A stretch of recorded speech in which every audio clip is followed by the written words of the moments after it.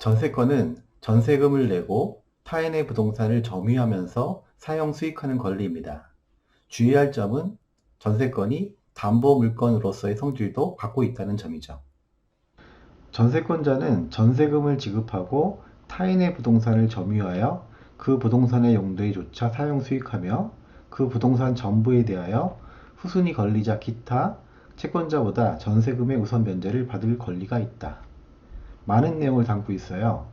먼저 전세금은 필수적 등기사항이라는 점 기억하세요. 지상권에서 지료는 필수적 등기사항이 아니었잖아요. 잘 구분하시고요. 그리고 전세권은 토지뿐만 아니라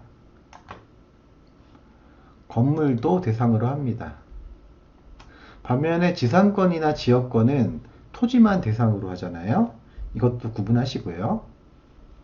또한 전세권은 점유하는 권리예요. 따라서 반환 청구권 인정되고요. 또 부동산의 용도에 쫓아 사용 수익합니다. 따라서 용도에 쫓아 사용 수익하지 않으면은 전세권 소멸 청구를 받게 됩니다. 이처럼 전세권은 용익 물건이지만은 특이하게도 담보 물건으로서의 성질도 같습니다. 언제냐면은 전세 기간이 만료되었어도 집주인이 전세금을 반환하지 않은 경우에는 전세권자가 경매를 신청할 수 있죠. 이때 전세권자는 후순위 권리자 기타 채권자보다 전세금의 우선 변제를 받을 수 있는 우선 변제권이 있습니다. 한편 농경지는 전세권의 목적으로 하지 못합니다. 즉 농경지에는 전세권을 설정하지 못합니다. 이것도 기억하세요.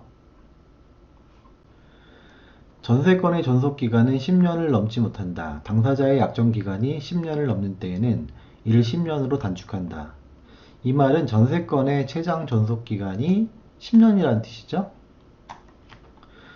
건물에 대한 전세권의 존속기간을 1년 미만으로 정한 때에는 이를 1년으로 한다. 건물의 경우에는 전세권의 최단 존속기간이 있는데 바로 1년이라는 거죠. 반면 건물이 아닌 토지에 대한 전세권의 최단 존속기간은 규정되어 있지 않아요. 주의하시고요. 전세권의 설정은 이를 갱신할 수 있다. 그 기간은 갱신한 날로부터 10년을 넘지 못한다. 갱신한 경우에도 10년을 넘지 못합니다. 건물의 전세권 설정자가 전세권의 존속기간 만료 전 6월부터 1월까지 사이에 전세권자에 대하여 갱신거절의 통지 또는 조건을 변경하지 아니하면 갱신하지 아니한다는 뜻의 통지를 하지 아니한 경우에는 그 기간이 만료된 때에 전 전세권과 동일한 조건으로 다시 전세권을 설정한 것으로 본다. 건물의 경우죠.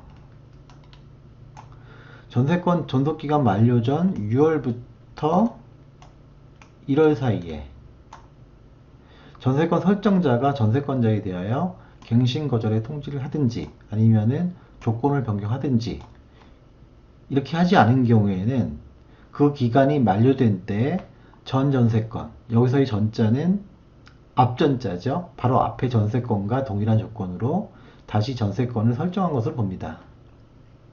이 경우 전세권의 존속기간은 그 정함이 없는 것으로 본다. 전세권이 법정 갱신될 때에는 존속기간이 전 전세권 계약을 할 때의 존속기간이 아니라 정함이 없는 것으로 봅니다. 시험에 자주 나오는 내용이니까 꼭 기억하시기 바랍니다. 전세권이 법정 갱신되면은 존속기간은 정함이 없는 것으로 봐요.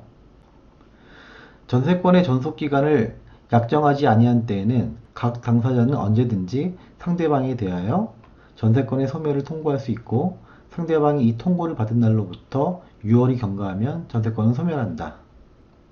전세권의 존속기간을 약정하지 않으면은 각 당사자, 즉 전세권 설정자든 전세권자든 언제든지 상대방에게 전세권 소멸을 통고할 수 있습니다.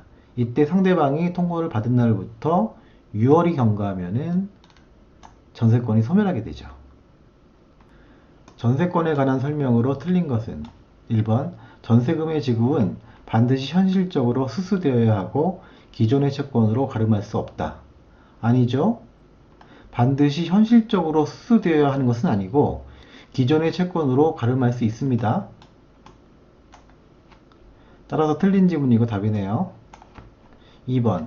전세권은 용익물권적 성격과 담보물권적 성격을 겸비하고 있다. 그렇죠. 기본적으로는 용익물권이지만은 담보물권적 성격도 갖고 있다고 했어요. 그래서 저당권처럼 경매를 청구할 수 있다고 했죠. 3번. 건물 일부에 대한 전세권자는 건물 전부의 경매를 청구할 수 없다.